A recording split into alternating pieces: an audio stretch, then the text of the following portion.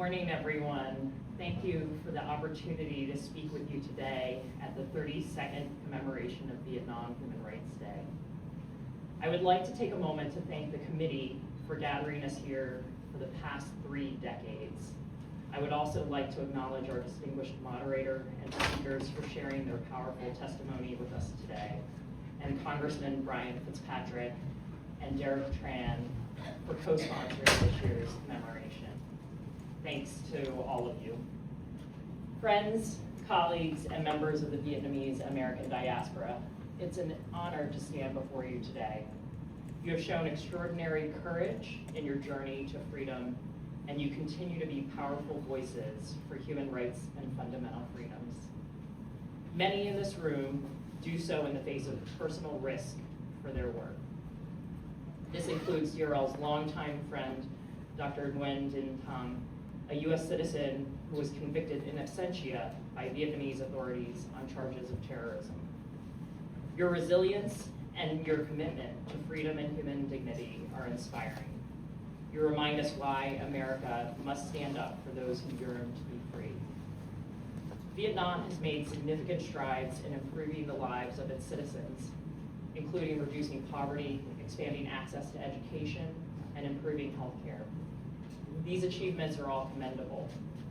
Secretary Rubio has emphasized the importance of deepening cooperation with Vietnam in key areas such as critical minerals and energy security, as well as expressing gratitude for Vietnam's support as a founding member of the Board of Peace. The United States also values its comprehensive strategic partnership with Vietnam. But a strong relationship must be built on honesty, and we must be honest about the serious human rights challenges that persist in Vietnam. True partnership requires candor, and the United States will always speak clearly about our concerns when fundamental freedoms are at stake. Under President Trump's leadership and Secretary Rubio's direction, the United States has reaffirmed its commitment to defending fundamental freedoms worldwide.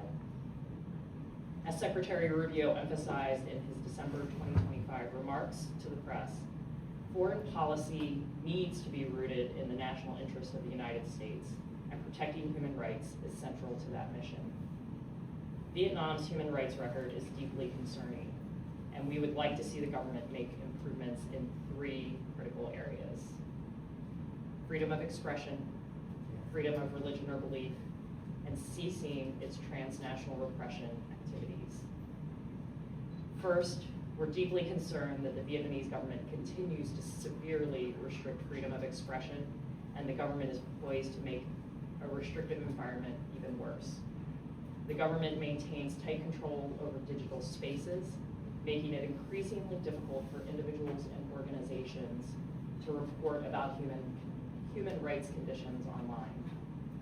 The government has leveraged cybersecurity laws to expand government authority to censor online content and force internet service providers to monitor or remove content deemed threatening to national security. The government has also orchestrated attacks against websites perceived as critical to the government, conducted surveillance on dissident bloggers, and restricted access to social media platforms. Journalists, religious actors, and even ordinary citizens who dare to report the truth face harassment, detention, and imprisonment under vague national security provisions. I'm particularly concerned about the health and welfare of independent journalist Lê Huy Minh Nguyen, whose sister is a U.S. citizen. We urge the government of Vietnam to grant him humanitarian release so that he can seek the medical care that he needs. Draft legislation is expected to encourage even greater self-censorship. Earlier this year, the Ministry of Public Security released draft legislation that would further tighten the government's control of online speech, imposing fines up to 10 times higher than previous amounts, and introducing criminal penalties for AI-generated content. We are also particularly concerned by the draft fake news law, which would require internet service and social media providers to proactively filter content and potentially share user data without due process. These restrictive policies don't just harm Vietnamese citizens, they also constrain American companies and American voices. Stringent cybersecurity laws and content regulations force U.S. technology companies to comply with censorship demands or face being blocked from the Vietnamese market. These policies stifle innovation, they limit the free flow of information, and undermine internet freedoms that are essential for success in the 21st century. The government has also announced plans to transfer key digital economy and cyberspace functions to the Ministry of Public Security, further consolidating control. This administration believes deeply in the power of free speech. We have taken action to protect Americans' freedom of expression both at home and abroad, and we will continue to advocate for this fundamental freedom for all persons everywhere, including in Vietnam. We urge the Vietnamese government to release all those who have been unjustly detained for exercising free speech, to meet its international obligations, including to protect freedom of expression, and to reduce undue restrictions on the press and online platforms.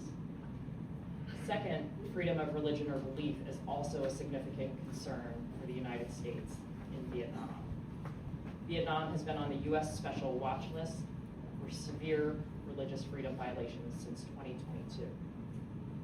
The government of Vietnam maintains significant control over religious practices, and Vietnam's laws include vague provisions to restrict the exercise of religious freedom in the name of national security and social unity.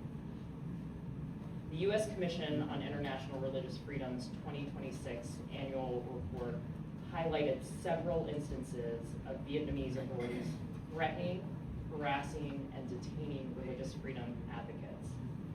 Members of religious communities, including Christians, Buddhists, and others who practice their faith outside state-controlled institutions, face constant surveillance and harassment from local and state authorities.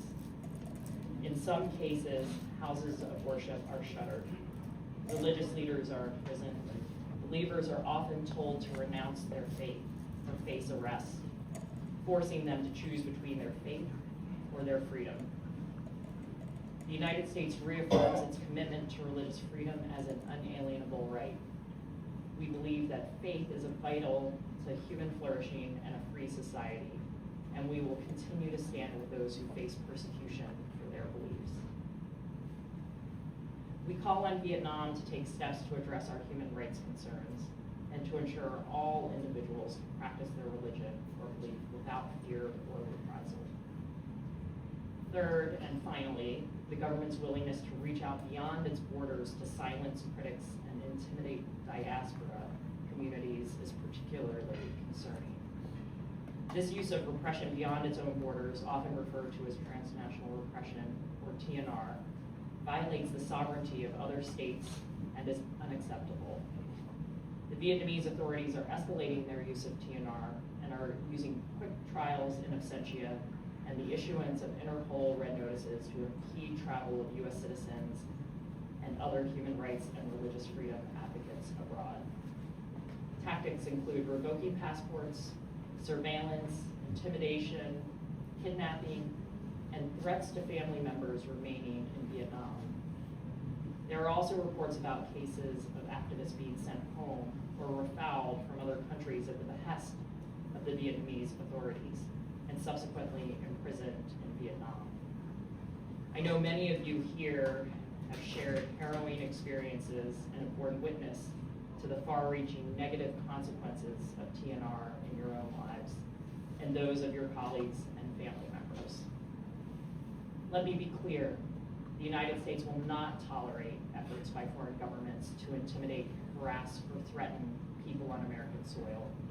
We will protect the rights of U.S. citizens, our residents to speak freely, to advocate for change, and to live without fear of retaliation from authoritarian regimes. Finally, as we commemorate Vietnam Human Rights Day, we honor those who have suffered for their beliefs, those who remain in prison for speaking truth, and those who continue to work for freedom globally. We stand with you. Thank you for your courage, resilience, and your unwavering commitment to human rights. Together, we will continue this vital work until every person in Vietnam can live in freedom and dignity. Thank you very much.